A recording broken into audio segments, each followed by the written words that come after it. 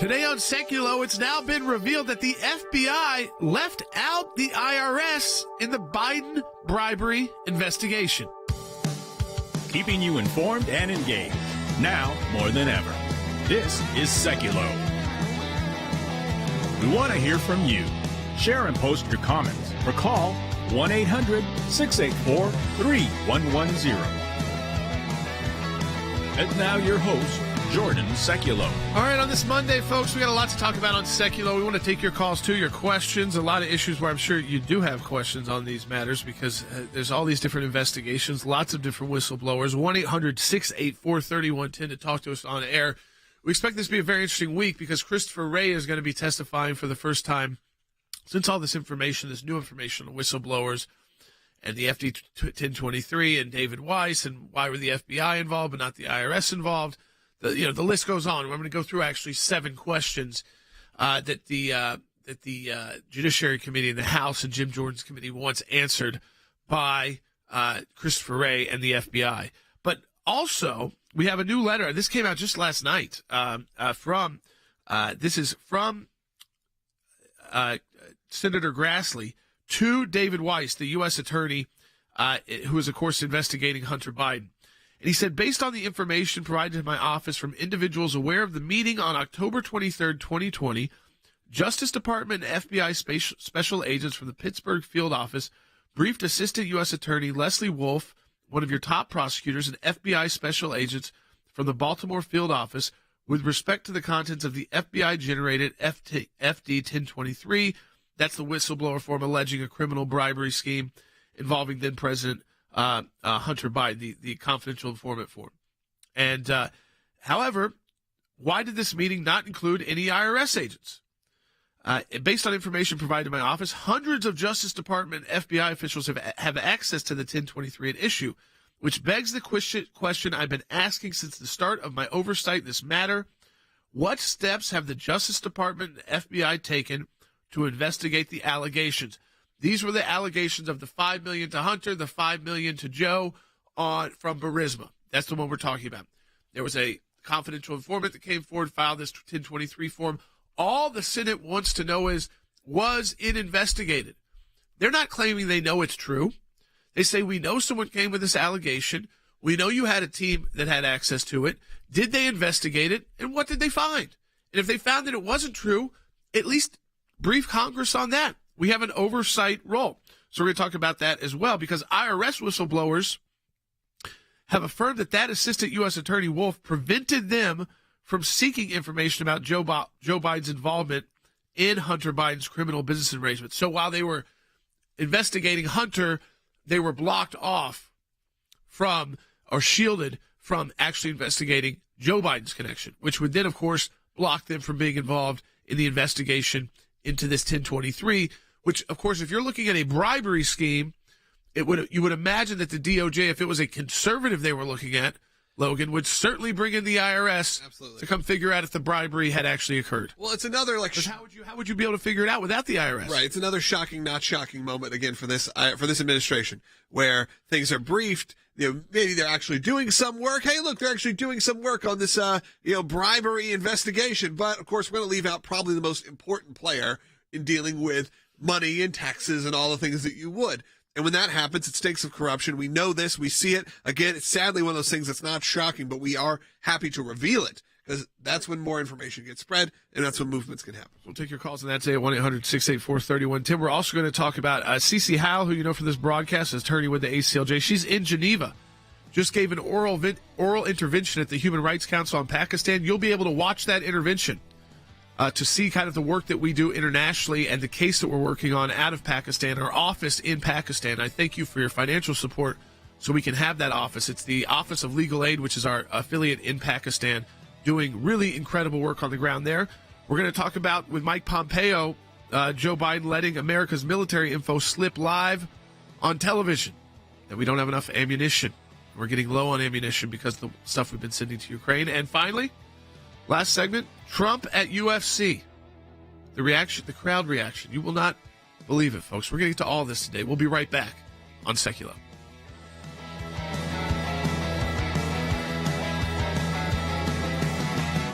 When we see something, When we hear something, when we're concerned about an issue, we don't just talk about it. We do something about it. And that goes to our Government Accountability Project. If we allow leaders in Washington, D.C. to make decisions behind closed doors, unaccountable to the people, then we are going to get skewed and corrupt decisions. There are lots of other places that do lots of important work for America, but the ACLJ has taken up a lane which is irreplaceable. The Freedom of Information Act, that's a statute that allows us to get information from the government. Starts with a letter from our offices in Washington to these agencies.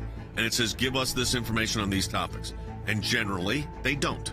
And then we go to court. We go through a series of lengthy negotiations back and forth about what they'll give or what they won't give. We may get tons of information that's redacted, and we have to then go back and say, you redacted too much. We can't really find out what you're giving us because it makes no sense. So it goes through a process of litigation. That is how you get information, and that office is going to be more active now more than ever. The ACLJ has been extremely active in vigorously seeking to hold these bureaucrats accountable. We have filed hundreds of FOIA requests. We have received over 20,000 pages of documents in our litigation. Holding them accountable, holding the Biden administration accountable so that all Americans are able to have faith in their government. We will up our efforts. We will not stop. You're finding a nugget in a gold mine. Occasionally you'll come up with something that is really a bombshell, but you have to persist in doing it, and that's what we do. That's a little bit of what we do through our Office of Government Accountability, and of course that comes under our Office of Government Affairs. So your support of the ACLJ supports all of that.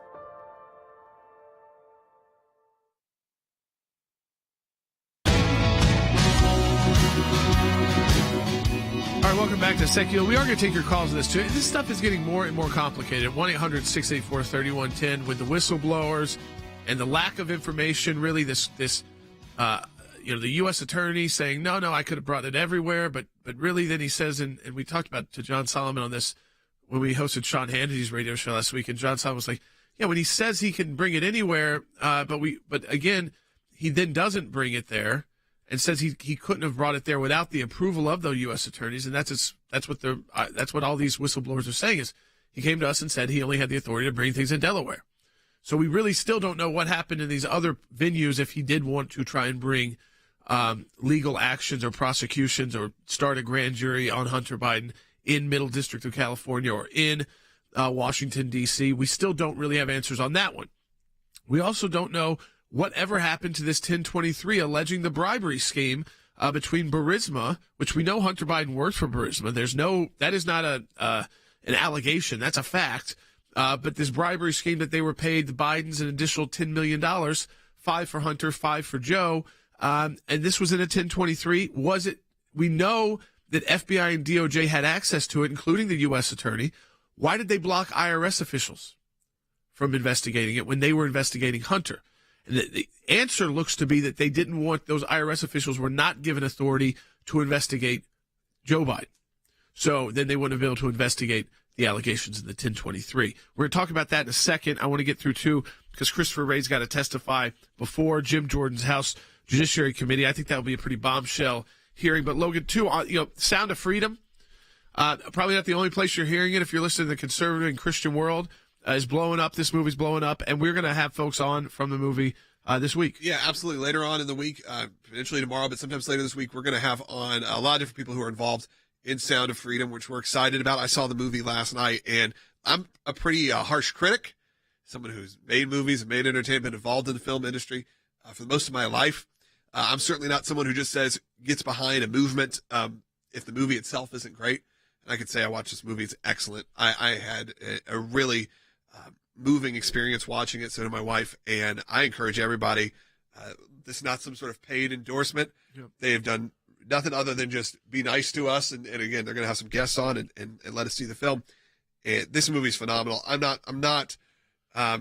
sure all of you have seen it. Most of you probably have. The movie's made over $50 million in the last week, which for a faith-based, if you want to say, movie, which I think is kind of a misnomer a little bit because it has faith elements, but certainly not a Christian movie in that sense. It is absolutely worth going to see and sending your friends, and it's a very important movie. So I just want to get that out of the way and say, yeah, we're not ignoring Sound of Freedom. Actually, we're going to be really showcasing it over the next week or so on this broadcast. Again, and not as a paid advertisement, nothing like that. Just because there are times in media, there are times in pop culture where there are important moments, and I think this is one of them. Yeah, it is just wild to me, the criticism of it. First of all, no one denies. The UN doesn't deny that trafficking is a huge issue. We've been working on trafficking since I was in law school. We did a major campaign legally with state legislatures who needed to change the law so that when women came forward who were being trafficked, including minors, they weren't just charged criminally with being prostitutes. That's a way that they would actually keep them in sex trafficking. So they would say, hey, if you ever go and tell anybody this, they're going to put you in jail. They're going to take everything from you. So don't tell anybody. Don't tell law enforcement. And we got those laws changed so that if you are basically a woman who is being trafficked, you don't have to fear going to law enforcement. But that was just a twisted use of our laws that just had to be changed. We did that at the ACLJ in all 50 states. So this is not a new issue for us. It's a real issue. I don't know why. I do know why the media wants to come down on it. It's because it's not their story. It's not their narrative. But this was a movie made 5 years ago. Yep. And it was shelved for 5 years. And they say that at the end of the movie. They tell you this. It's not like that's an unknown thing. It was shot by a different studio, purchased by the studios, merged, got shelved, and Angel Studios was able to get it out of off the shelf. During all the Epstein stuff, they wouldn't have wanted it out. Of course. And when it was getting so much attention. It's great. I think it's absolutely worth going. Maybe they really don't want it out when Epstein was getting it makes you feel that way. Go see it. I encourage you to. They even have free tickets on their website, so you can go to that. Yep. But I know we're going to continue on the topic, but we're going to cover that have more on it this week. Absolutely.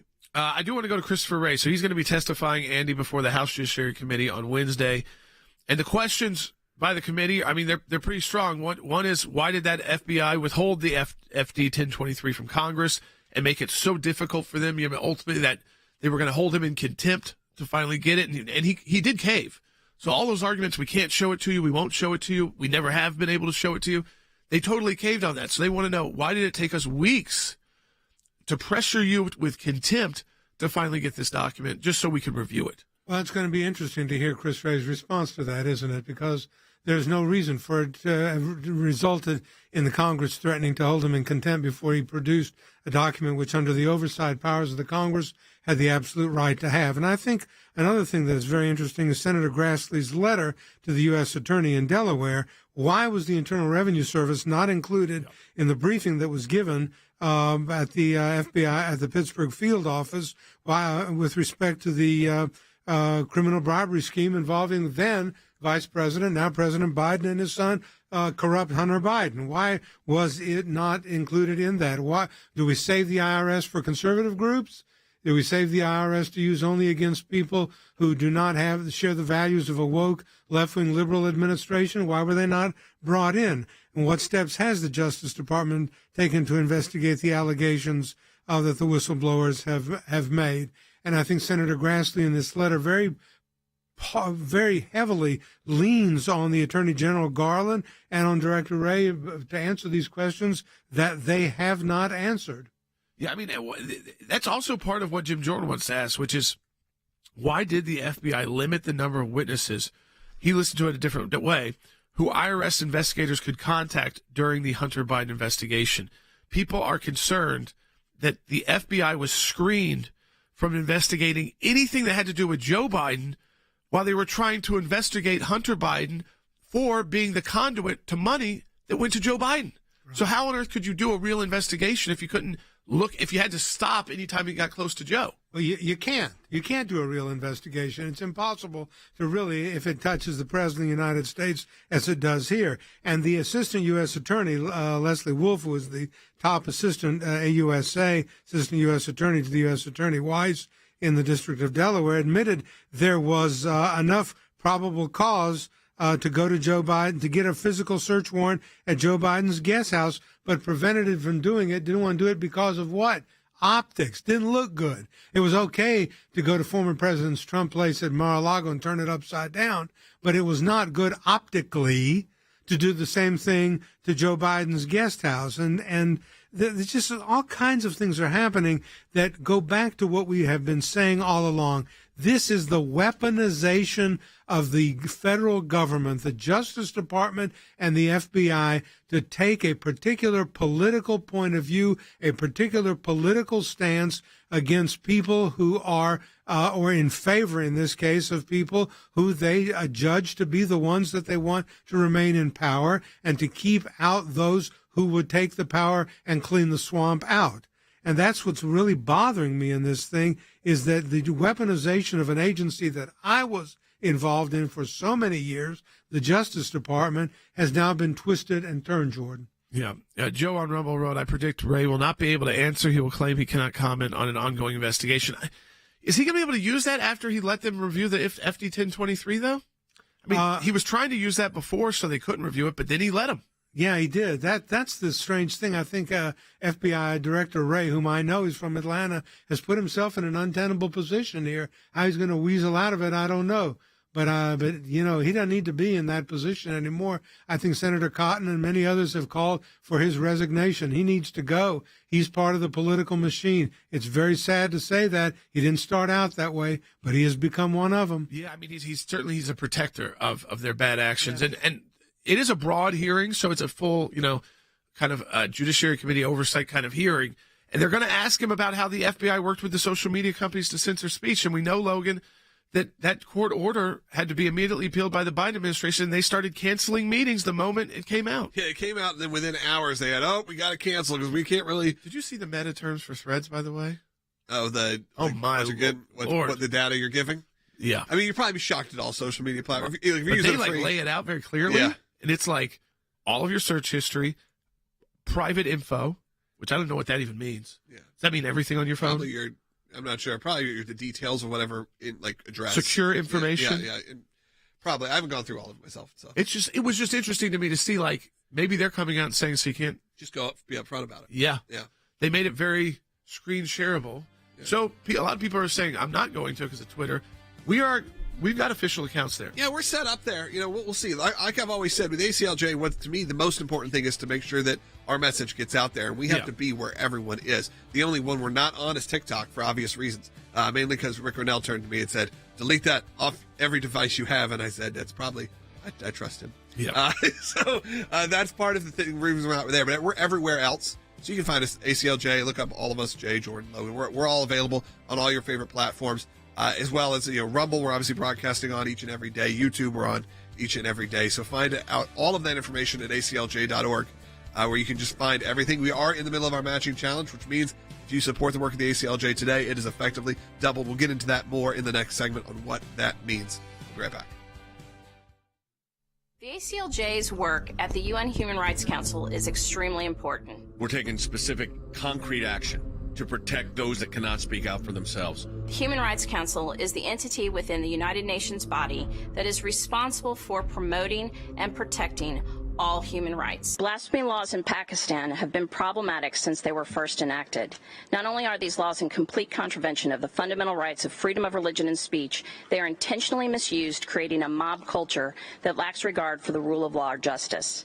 Since their enactment, there have been over 2,000 cases registered, over 70 people murdered, and hundreds imprisoned, many on death row or serving life sentences. One case that is extremely egregious sums up the injustice that Pakistan's blasphemy laws entail. Shahzad Masih. It was only 16 years old when he became the target and victim of a false blasphemy accusation. Not surprisingly, it was a mob that had him arrested.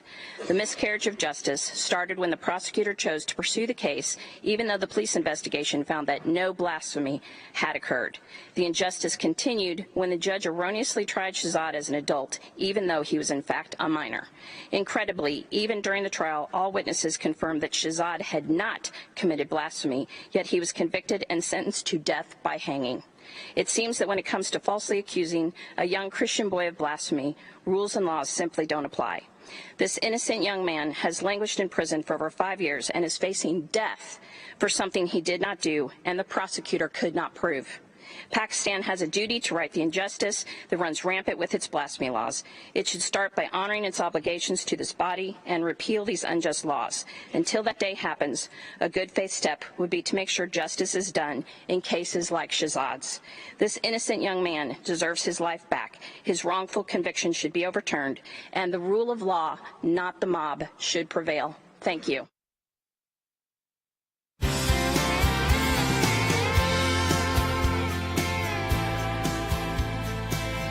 All right, welcome back to Sekulow. We've been talking about these issues like trafficking, persecution of Christians, the persecution of, again, religious minorities, which is a key work of the ACLJ. I explained to you how long we've been working on the trafficking issues, even in the United States, to make sure the laws were usable so that the women who get caught up in trafficking could go to law enforcement without fear of being prosecuted for prostitution, which is a threat that they are told by the leaders of these trafficking rings, is that if you ever go to law enforcement, you're going to be behind bars. They're going to prosecute you. You're the bad person. You're breaking the law. You're the criminal. We're protecting you from going to jail. And we had those laws changed in all 50 states. And now, if you are able in that situation to get to law enforcement, you know that you are not going to be attacked. In this situation in Pakistan, we're just about to show you. This, again, is how we kind of fight for religious minorities who are being persecuted at the highest level. We represent a client in Pakistan who is on death row right now in Pakistan for blasphemy. I want you to listen. This is Cece Howell, from our broadcast, a senior attorney with the ACLJ.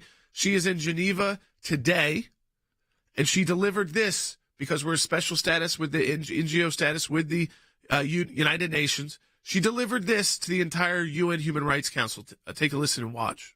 The ACLJ's work at the UN Human Rights Council is extremely important. We're taking specific, concrete action to protect those that cannot speak out for themselves. The Human Rights Council is the entity within the United Nations body that is responsible for promoting and protecting all human rights. Blasphemy laws in Pakistan have been problematic since they were first enacted. Not only are these laws in complete contravention of the fundamental rights of freedom of religion and speech, they are intentionally misused, creating a mob culture that lacks regard for the rule of law or justice. Since their enactment, there have been over 2,000 cases registered, over 70 people murdered, and hundreds imprisoned, many on death row or serving life sentences. One case that is extremely egregious sums up the injustice that Pakistan's blasphemy laws entail. Shahzad Masih. It was only 16 years old when he became the target and victim of a false blasphemy accusation. Not surprisingly, it was a mob that had him arrested. The miscarriage of justice started when the prosecutor chose to pursue the case, even though the police investigation found that no blasphemy had occurred. The injustice continued when the judge erroneously tried Shahzad as an adult, even though he was in fact a minor.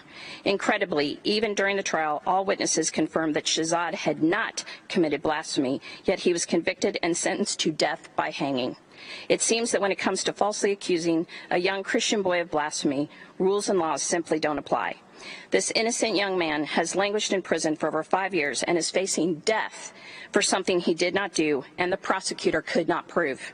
Pakistan has a duty to right the injustice that runs rampant with its blasphemy laws. It should start by honoring its obligations to this body and repeal these unjust laws. Until that day happens, a good faith step would be to make sure justice is done in cases like Shahzad's. This innocent young man deserves his life back. His wrongful conviction should be overturned, and the rule of law, not the mob, should prevail. Thank you. And that, again, that's the Human Rights Council. Those are all the ambassadors. When they if you're watching a whole room with all the ambassadors from different countries, and many other countries that are not on the council attend the meeting. And of course, when you're calling them out by name, it gets a lot of attention. I've done it before at the UN. Our team from Europe does it regularly at the United Nations, something we do. But it just shows you how we highlight to the world in places that are not always real welcoming. We go into the places that are not the most friendly, not the most welcoming, but we won't let them get by without having to hear it. This is what your UN is doing without condemnation. Where's your condemnation of Pakistan? Why do you turn the other way when you're putting people on death row for a bogus blasphemy charge? Yeah, and for those who just tuned me, that was Cece in Geneva, today, in the last day. So that is how broad our team is. You see her on air here most weeks, popping in, doing a segment here and there. But maybe you don't understand the real scope of the ACLJ and how much work the ACLJ and our European affiliates and all that have on the world stage, beyond just this broadcast. I'd love to hear from you also, 1-800-684-3110. We're going to be heading into our second half hour in just a few minutes.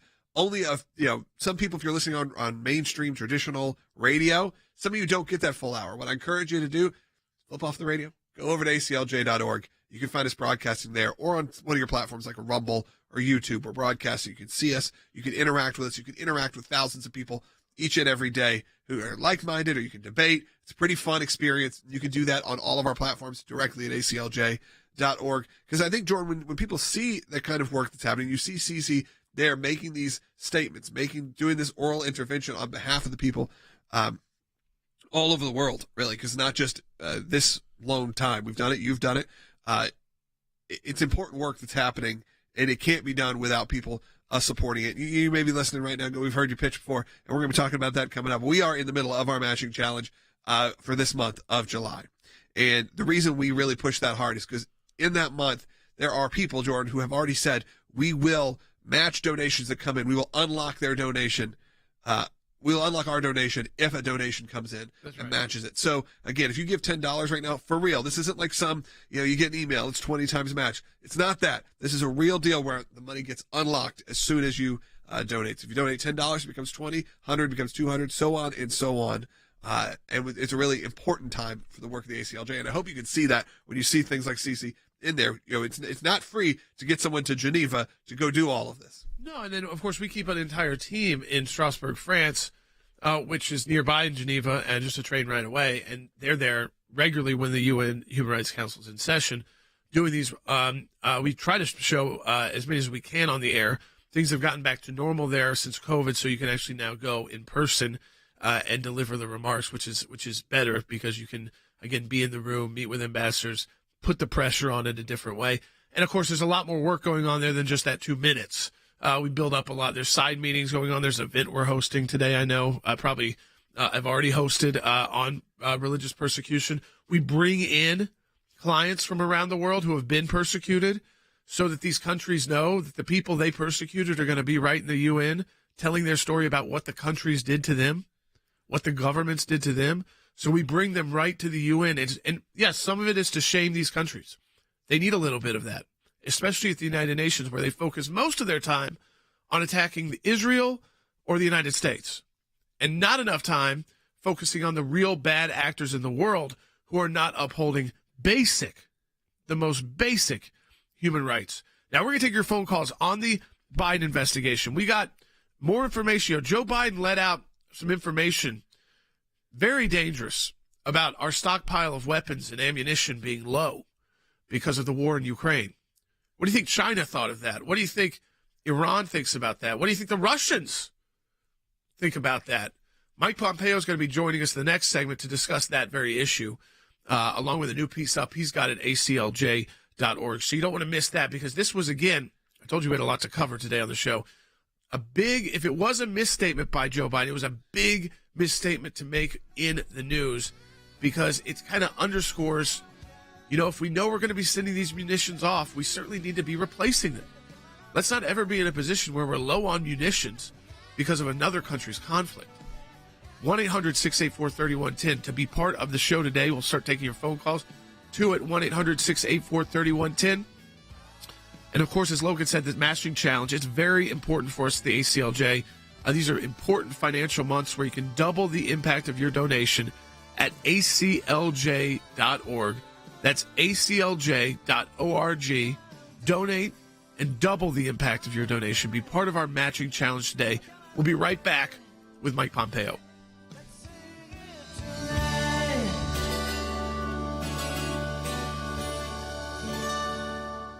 In my time in service, both as the CI director and as Secretary of State, I watched the good work that the ACLJ was doing here in the States and all across the world. The ACLJ's work at the UN overseas is incredibly important. We have on our team policy experts. They're all engaged in foreign policy issues. We actually try to go in and do something positive and actually affect change. We had a series of cases primarily dealing with religious liberty. Nations that had more religious freedom had better democracies. We've taken the First Amendment, and that has been our cornerstone. It's to defend the rights of people of faith. We not only hold our government accountable, but we hold other governments accountable. You have to actually be committed to fighting it out, or else you'll never win. We're in a matching challenge campaign. Any amount you donate, we get a matching gift for. Go to aclj.org today. That's aclj.org.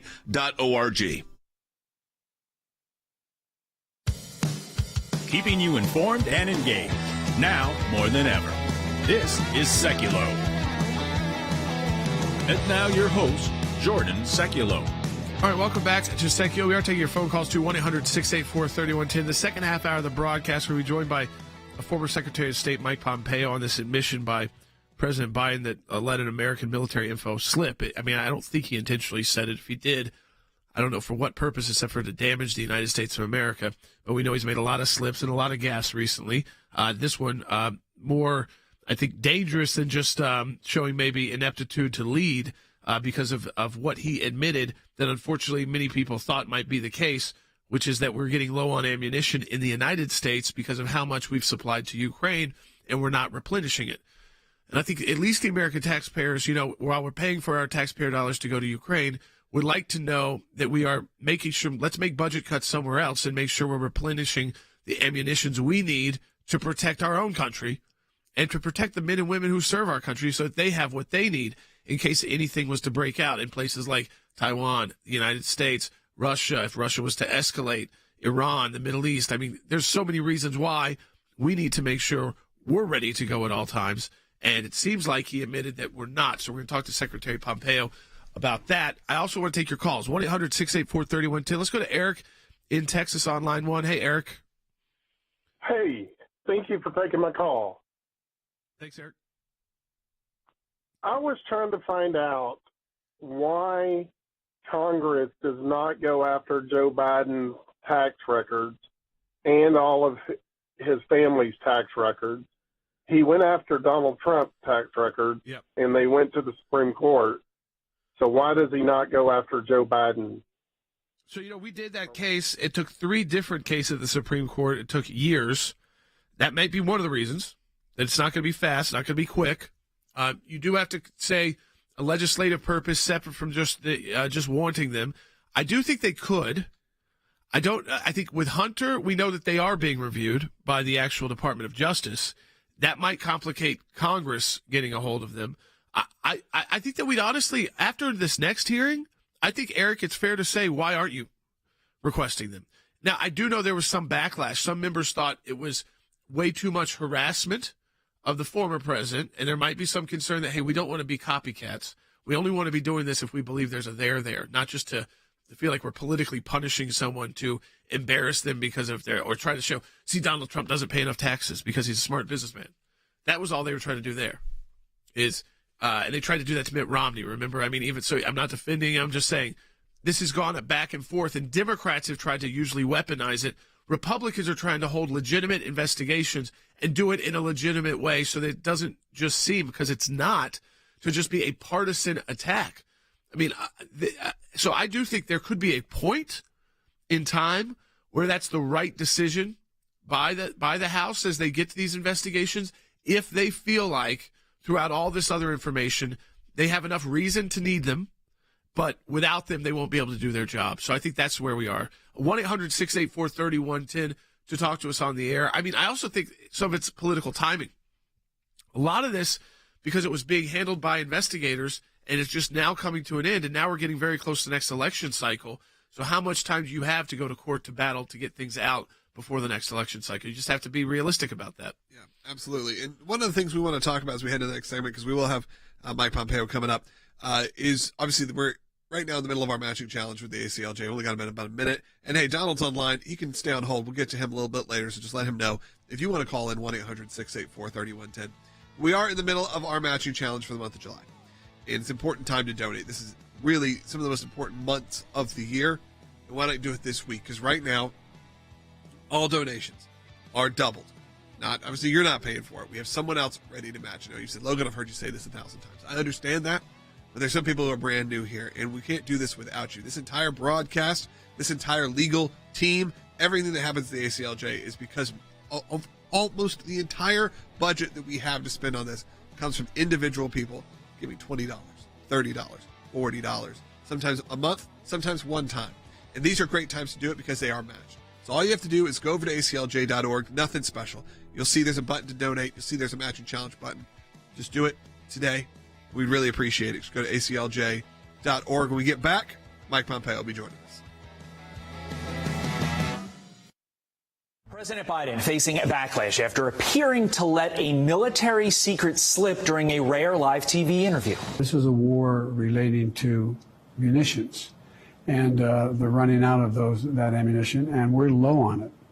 And so what I finally did, took the recommendation of the Defense Department to not permanently, but to allow for in this transition period where we get more 155 weapons, these shells for Ukrainians. If me or one of my soldiers were to tweet or give some kind of a media interview where we revealed such crucial information to the public, we would be censured, maybe even imprisoned. But here's our commander-in-chief just blurting out this tactical and strategic information for everyone to hear. It's embarrassing. It's humiliating. It took me a while to be convinced to do it.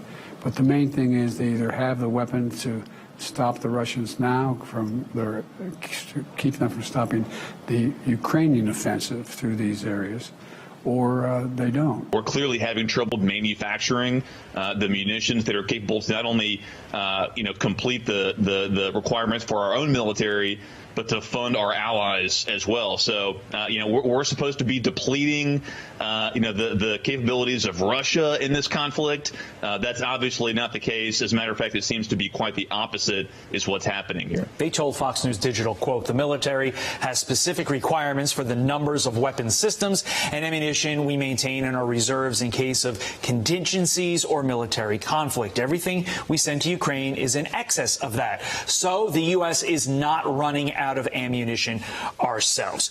You're the only one of the three of us who has a perspective on this. You served in the military. You understand how weapons work. You understand our stockpiles. Do you buy what the White House just said there? No, that's just clean up on aisle 3.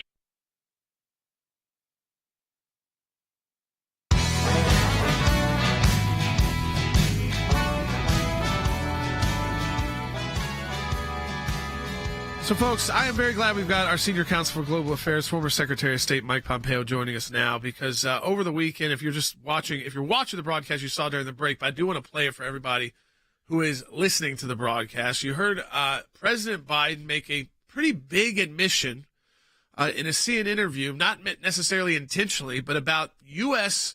ammunition stockpiles because of what we've sent to Ukraine and just kind of where they are in the world. I'll actually just let you listen to what President Biden had to say. This is a war relating to munitions and the running out of that ammunition, and we're low on it. And so what I finally did, took the recommendation of the Defense Department to not permanently, but to allow for in this transition period where we get more 155 weapons, these shells for Ukrainians. So, right to you, Secretary Pompeo.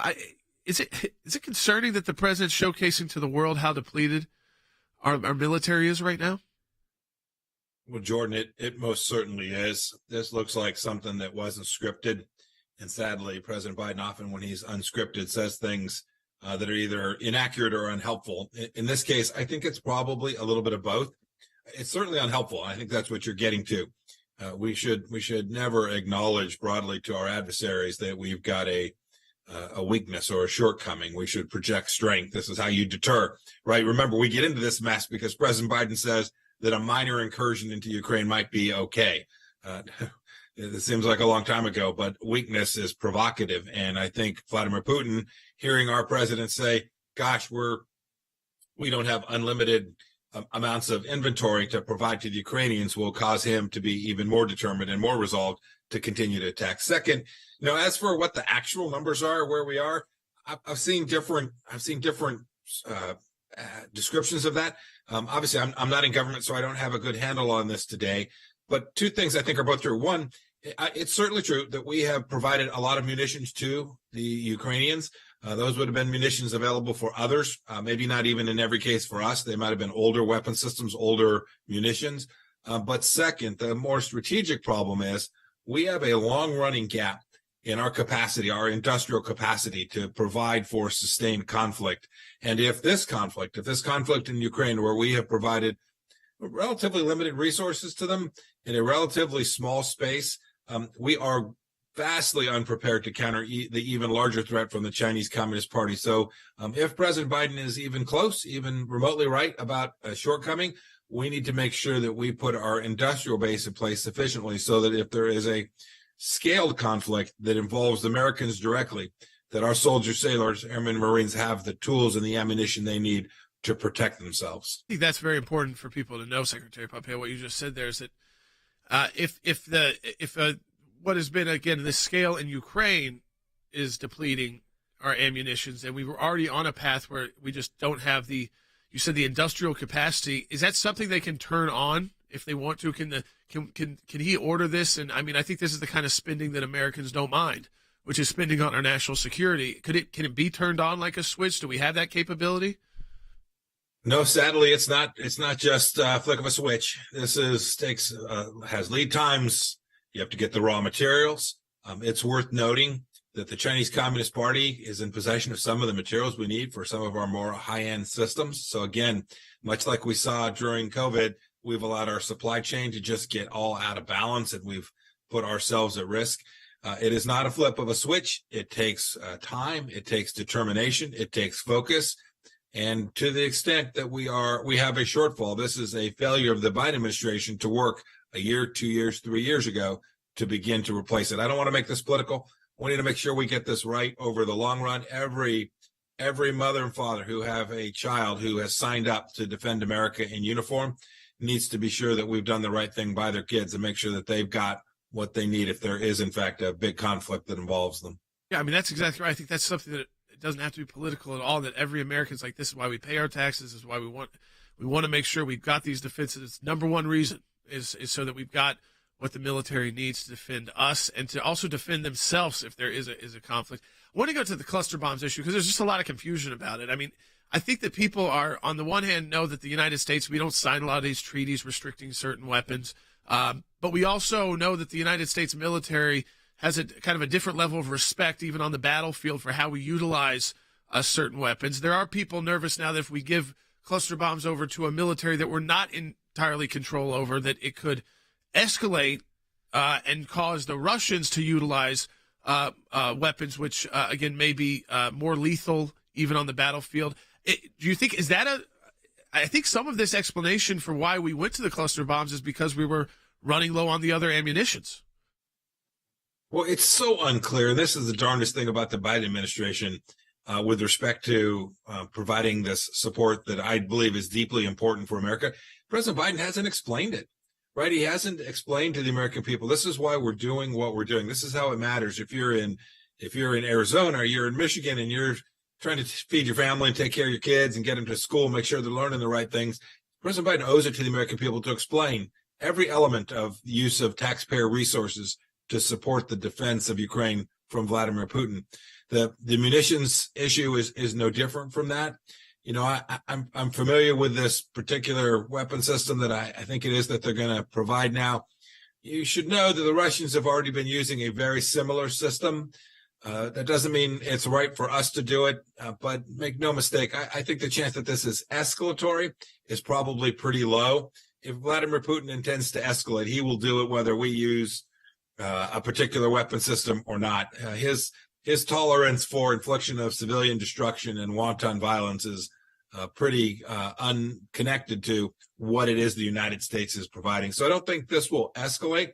I do think there's a closer question about, do we have the controls in place to make sure these weapons get used in the right way by friendlies and don't end up in the hands of people that we wouldn't want them to end up? That is a legitimate concern. I pray that the Biden administration has done all of that homework before they actually deliver those weapon systems. Right. I mean, because it's just, again, I think you're right. It's not like we're dealing with a rational actor with Putin. So you can't say, oh, because of A, B is going to happen. And I think it was important that you point out, too, because I don't think most people knew that these weapon systems, basically similar weapon systems, are already being utilized by the Russians against Ukraine. I think that people they're just nervous because the whole thing seems to be spinning a little bit out of control with what's happened in the last couple of weeks in Russia, what's happening inside there domestically, and their issues, and just kind of not hearing a clear plan, kind of just getting piecemeal issues from the Biden administration time and time again. I want to switch to a domestic issue because you wrote about it. It's a new piece up at ACLJ.org. So again, you can find this there. It's exclusive at our website from Secretary Pompeo. It's protecting free speech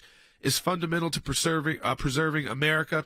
And so we talked about these international threats, but one threat domestically we're seeing time and time again is this administration specifically, and we just got uncovered by a federal court case, is just their focus on restricting Americans' ability to speak and criticize the government. It's stunning, these revelations. Jordan, I think we all had a sense that this was taking place. We'd seen some of the stuff that came out of the Twitter files over the last months. We'd seen it, but now we saw naked. We saw actual names of actual people making actual phone calls and actual demands on a private company to take down information that was simply at odds with the government's position, with things that are certainly debatable and now in many cases actually seem to have been right. But whether they turned out to have been right or not isn't really the point, Jordan. To the extent you have government officials essentially demanding that private companies censor speech, we're headed to a place, and I think people in every political perspective can see this, we're headed to a place that America has not been, where now we are using governmental power through a private proxy to try and do what the government clearly cannot do, deny us our basic freedom to speak and to debate and to discuss. I bet there's more there, Jordan. I haven't seen it. I can't prove it, but I'm guessing this is tip of the iceberg. And President Biden ought to call out those staff people on his own team who did that and say, that's not right. You shouldn't have done this. Or he should admit this was done in his own direction. Either way, this is a problem for the administration because it presents an enormous challenge to the First Amendment and the American people. You know, they're fighting out in court. They're appealing that decision that they want to be able to tell those social media companies, not about like real threats from terrorism or real threats of maybe drug cartels and bad actors. Everybody would get that. That would be the correct way to go to a social media company or any company and say, hey, your product's being utilized by these bad actors. But to target Americans, because, hey, we don't like their speech. We don't like their viewpoint on this issue or that issue. And again, like you said, some of this stuff has been proved true, but that's not what the First Amendment's not about, true or false. It's about opinions. Secretary Pompeo, we appreciate you joining us and weighing in on all these very important issues. And again, we have Secretary Pompeo on our team so that we can go right to the heart of these issues like Ukraine. Right when a statement's made by President Biden, we know we can get Secretary Pompeo on for you to get to the bottom of how important that is, Logan. Yeah. I mean, that you can't get anywhere else. Nowhere else. You can talk. We'll talk about that more in the next segment as well. We'll be taking your phone calls at 1-800-684-3110. Got a couple lines open. 1-800-684-3110 in the final segment of the broadcast. Also talking about President Trump's reaction at UFC this weekend and what it was like to be in that room. It looked pretty wild. We'll talk about that coming up. But support the work of the ACLJ. Also go to ACLJ.org. And Jordan and I will be doing a Sekulow Brothers podcast a little bit later today. So make sure you're subscribed to that on SekulowBrothers.com. We'll be right back.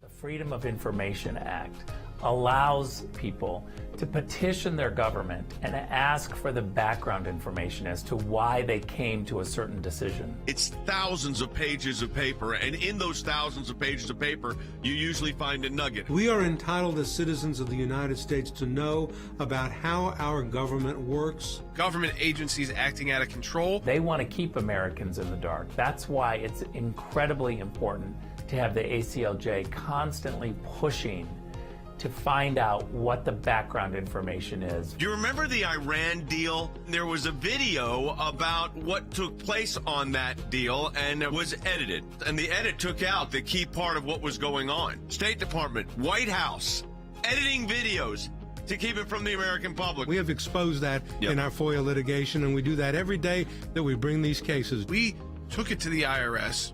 No one ever does that.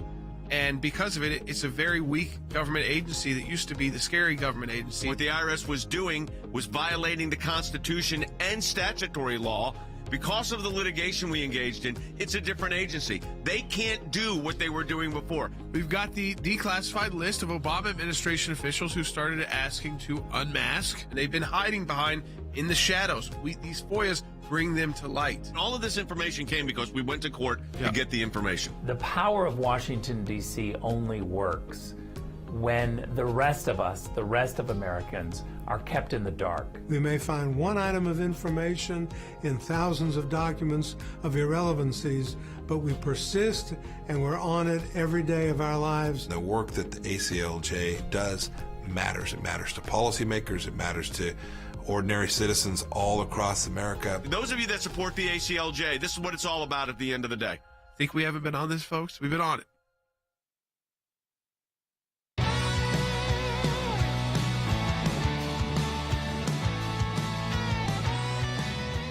Welcome back. Yeah, welcome back. We're back on Sekulow. We're going to take some phone calls I was just as letting well. the music play a little. You're enjoying it. Yeah, I mean, sometimes we can jump in too fast. We got too much to say. We got to jump in. Well, yeah, you just want to let it breathe a little bit. We do encourage you to give us a call at 1-800-684-3110. This is going to be the last call for calls, if you will. We did want to talk a little bit about UFC that happened this weekend, one of their big pay-per-view moments, and it was filled with a lot of A-list celebrities, whether that was Mel Gibson or whether that was Mark Wahlberg, and of course Guy Fieri. Guy Fieri. He doesn't like me to say Fieri. Fieri. Oh, Fieri. Yeah, like Fieri, but it's spelled like Fieri. It's fine. But all of them there, Shane, Von. Theo Von, Shane Gillis, all the comedians. A lot of obviously NFL. Rogan.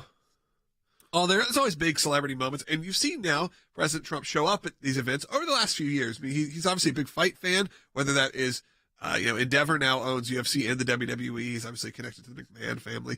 Always had some love for combat sports, if you will. Yeah, but you never know in these kind of arenas when you're in a crowd, you're in Las Vegas, you know how it's going to go over.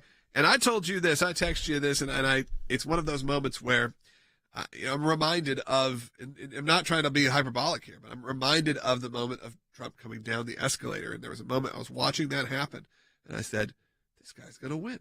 Yeah. And I felt, look, I don't care if you're for him or against him. I had that feeling then.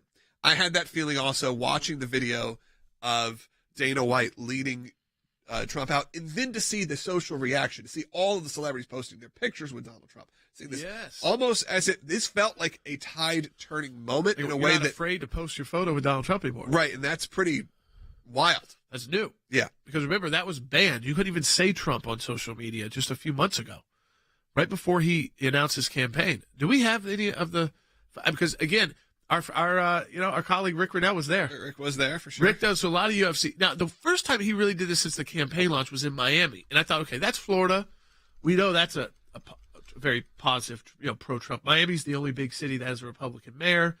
It's so I wasn't as surprised there that he got a huge reaction in Florida. But going back to the Vegas usual UFC, this is the normal place they host the specials. Yeah, the right? T-Mobile Arena, I believe. By the way, you gotta love ESPN, ABC, and Disney. They gotta love this, right?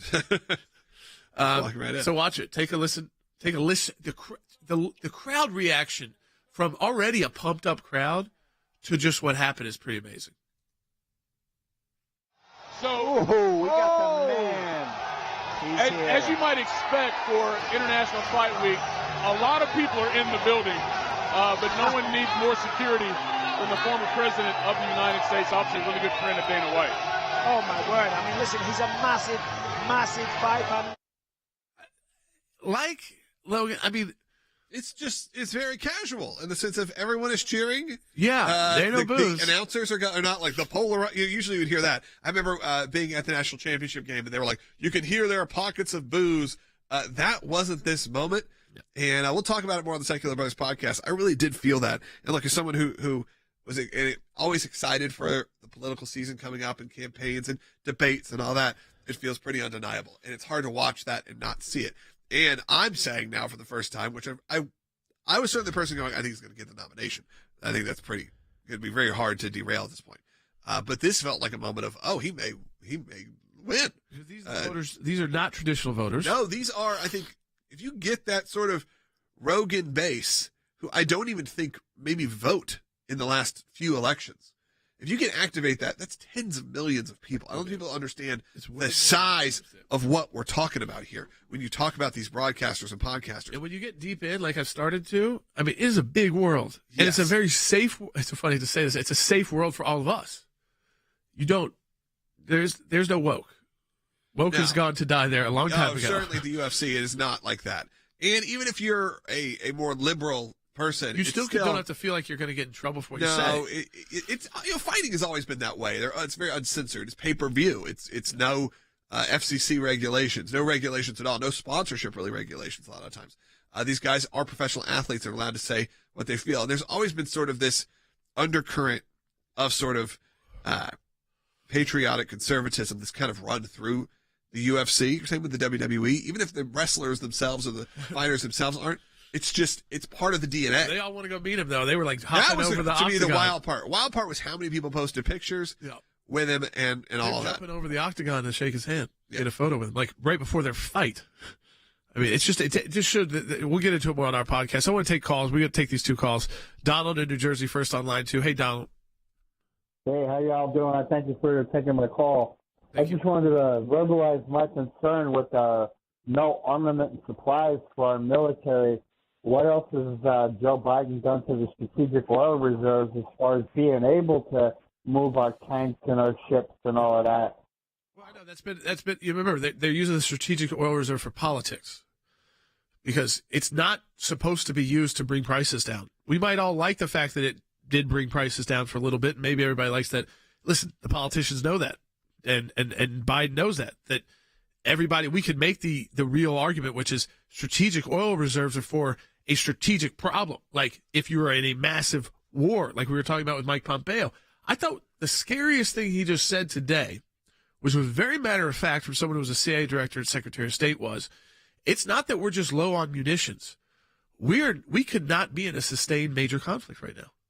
And that is pretty shocking, I think, to most people. Think our military is the strongest in the world. Yeah, undefeatable. And when you hear that from the former Secretary of State and CIA director, that we don't have the industrial might to just be in a sustained conflict. Not that we want to be in one, but, this is when you say, okay, we don't mind our taxpayer dollars going to replenish so that we have the weaponry that we hope we never have to use.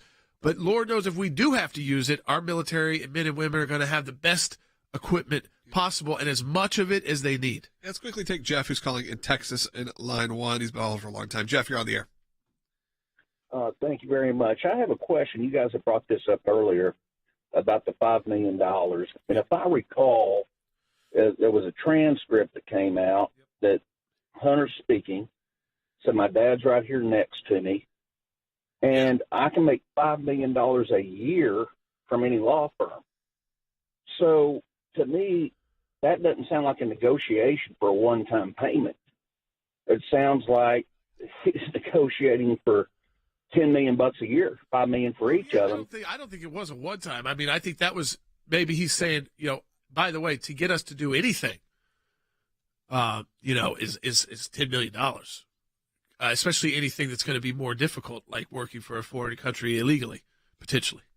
But what Joe Biden has said, and see, this is what he said, Jeff, and this is where you have to have a real investigation. He said, I wasn't there. And you know what Hunter could say? I was puffing out. I was on a WhatsApp message. They didn't know if my dad was next to me or not, and I was just doing a business negotiation. I don't know, by the way, that would necessarily mean it was totally legit, but it does, if he's trying to protect his father, the president, you can see why you've got to have the real investigation done to see. Was he sitting next to him? Because you could actually figure out when the message was sent, where they were at that time. It's very easy to do with the president. Absolutely. All right. Hey, we'll be back later on today with the Sekulow Brothers podcast. You can find that at SekulowBrothers.com. We are also in the middle of our matching challenge, as I said earlier. So go to ACLJ.org. Make your donation today, and it'll be effectively doubled. We appreciate it. All gifts are doubled through the month of July. Just do that at ACLJ.org. Sekulow Brothers will do this afternoon. Talk a little bit more UFC. We'll talk a little more Sound of Freedom. And again, for those who are talking about the Sound of Freedom, we know that it has become a huge topic, and we're going to have some guests on later in the week from that film. I saw it last night. Again, not a paid advertisement. This is just an amazing moment to see this happen at the box office. So we'll continue that discussion on the Sekulow Brothers.